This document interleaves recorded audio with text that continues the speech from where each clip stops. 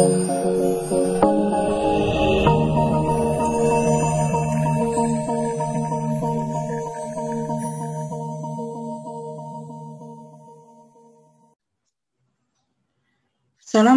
warahmatullahi wabarakatuh. Ketemu saya lagi di channel Lili Indasari. Masih mata kuliah yang sama di konsep sistem informasi.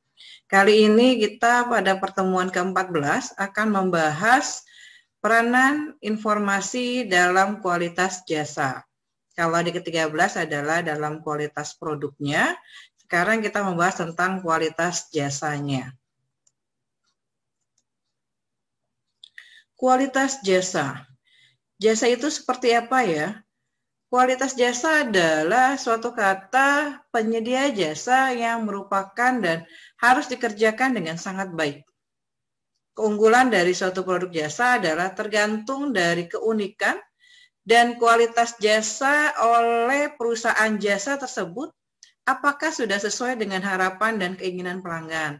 Contoh misalnya bidang-bidang yang termasuk jasa, mungkin salah satunya adalah penerbangan, kemudian hotel, restoran, rumah sakit, dan yang lainnya. Jadi jasanya atau kualitas jasanya baik atau tidak tergantung dari produk jasa yang ditawarkan dari perusahaan atau instansi yang berkaitan. Ada beberapa dimensi kualitas jasa. Ada 5 di sini dalam dimensi kualitas jasa.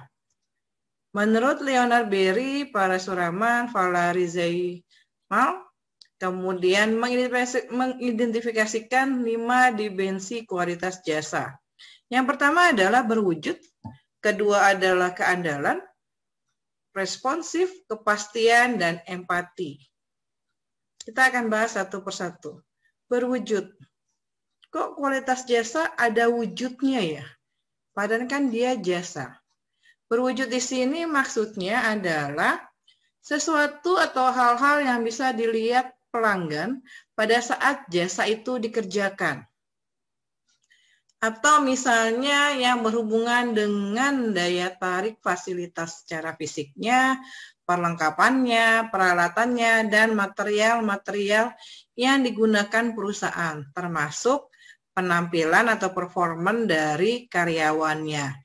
Contoh misalnya restoran kan ada tempatnya, kemudian ada mejanya, kemudian ada peralatan yang lainnya, dan ada karyawannya yang memberikan jasa servis kepada konsumen atau pelanggannya. Yang kedua adalah keandalan.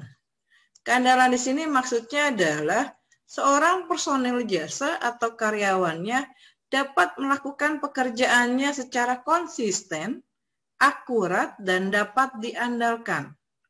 Karena hal ini akan berhubungan dan berkaitan dengan kemampuan perusahaan untuk dapat memberikan layanan yang maksimal sejak pertama kali tanpa membuat kesalahan apapun untuk menyampaikan jasa sesuai dengan waktu yang disepakati. Misalnya, contoh misalnya jasa transportasi. Di tiketnya misalnya berangkatnya tanggal 10 Januari 2021 jam 10. Berarti tiket tersebut, jasa yang tersebut harus sesuai keberangkatan. Jangan sampai sudah jam 10 tiba-tiba waktunya dimundurin. Itu berarti ada kesalahan yang dibuat oleh perusahaan. Nanti dampaknya adalah bagi perusahaan itu sendiri. Seperti misalnya tadi penyajian jasa yang sudah disesuaikan, kemudian dapat diandalkan, menyampaikan jasa secara benar, kalau memang berangkatnya jam 10 ya jam 10, menyampaikan jasa sesuai dengan waktunya, kemudian menyimpan catatan dokumen tanpa adanya kesalahan-kesalahan. Yang ketiga di dalam kualitas jasa yaitu responsif atau cepat tanggap. Berkenaan dengan kesediaan dan kemampuannya. Yang namanya pelanggan biasanya tidak harus untuk menunggu lama untuk dilayani. Contoh misalnya, Kalau kita nginap di hotel, biasanya resepsionis ataupun karyawan hotel, dia dengan cepat dan cekatan untuk menerima tamunya. Akan ditanyakan, sudah check-in Ibu atau seperti apa, itu merupakan responsif atau cepat tanggap terhadap konsumennya. Hal ini akan berkenaan dengan kesediaan dan kemampuan para karyawannya untuk membantu pelanggan dan meresponnya tanpa harus diminta. Misalnya, pada saat kita nginap, kita kerepotan membawa koper. Karyawannya dengan senang hati langsung membantunya tanpa harus diminta pertolongan terlebih dahulu. Itu namanya responsif atau cepat tanggap. Ini tadi sudah disebutkan layanan cepat, kemudian membantu pelanggan, kesiapan merespon untuk permintaan pelanggan. Yang keempat adalah kepastian atau jaminan. Kepastian di sini adalah pelanggan mengharapkan seorang personil jasa yang sopan dan terpelajar. Karena dari sini perilaku, etika, kemampuan komunikasi karyawan itu sangat mampu untuk menumbuhkan kepercayaan pelanggan terhadap perusahaan dan merasa bisa nyaman atau bisa berarti aman bagi si pelanggannya. Kepastian misalnya, kendala misalnya transportasinya telat. Oh, maaf Ibu Bapak karena ada kendala dalam misalnya transportasi atau pesawat terbangnya, jadi jadwalnya mundur setengah jam. Berarti si pelanggan ini tidak harus nanya terlebih dahulu, tetapi sudah mendapat kepastian atau jawaban dari perusahaan bahwa untuk penerbangannya mundur waktunya setengah jam karena mungkin ada kesalahan teknis.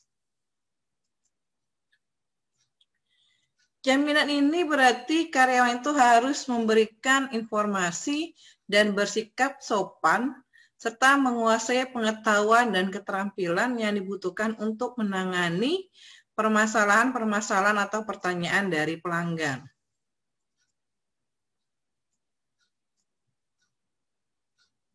Yang kelima, ini nanti bisa dilihat seperti yang tadi saya bilang. Yang kelima adalah di dalam kualitas jasa adalah adanya empati. Empati itu adalah seorang personil jasa harus bisa menunjukkan perhatian yang tulus kepada pelanggannya dan kebutuhan mereka. Contoh misalnya perusahaan memahami beberapa permasalahan para pelanggannya demi bertindak keadilan atau kepentingan untuk pelanggannya. Maksudnya seperti apa? Empati. Contoh misalnya, kita datang ke suatu bank, mungkin ada kesulitan untuk menulis, mau transfer atau mau menulis di sebuah slipnya, biasanya ada Pak Satpam yang di depan itu, atau mungkin CS-nya, yang dengan sikap atau sigap membantu konsumennya. Permisi Bapak Ibu, ada yang bisa dibantu? Oh, kalau mau transfer, yang ini ya Bu, slipnya. Oh, kalau mau nabung yang ini ya Bu. Itu menunjukkan empati kepada pelanggan tanpa harus diminta.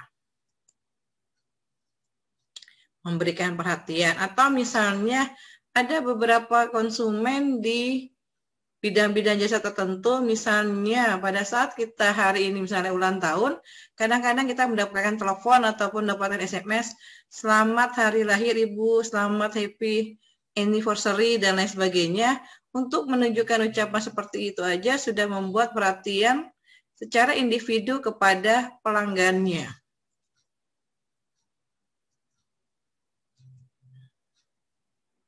Ada beberapa prinsip-prinsip di dalam kualitas pelayanan atau jasa. Ada 6 di sini, yaitu 1, kepemimpinan, 2, pendidikan, 3 adalah perencanaan strategiknya, review, komunikasi, dan total human rewards-nya. Ada beberapa manajemen dasar dari kualitas. Manajemen kualitas di sini adalah konsep yang menyatakan bahwa perusahaan dapat mencapai tingkat kualitas yang diinginkan pada proses, produk, atau dan jasanya dengan mengikuti praktek-praktek manajemen secara fundamental. Beberapa konsep manajemen kualitas diantaranya ada trilogi kualitas Juran, ada 3 hal. Juran mengemukakan bahwa adanya perencanaan kualitas, pengendalian, dan perbaikan. Sedangkan Deming terkenal dengan 14 pokok yang dipercaya merupakan kunci untuk mencapai kualitas tersebut. 14 pokok Deming diantaranya adalah tetapkan tujuan, inovasi, dan perbaikan yang terus-menerus, kemudian mengambil filosofi baru,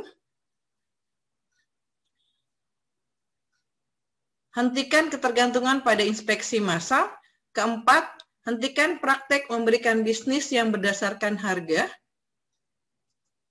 Kelima, gunakan metode statistik untuk menentukan titik-titik permasalahannya di mana saja, karena dengan statistik bisa melihat kapan menurunnya, kapan meningkatnya. Keenam, lembaga metode dalam pelatihan kerja. Ketujuh, perbaikan pengawasan.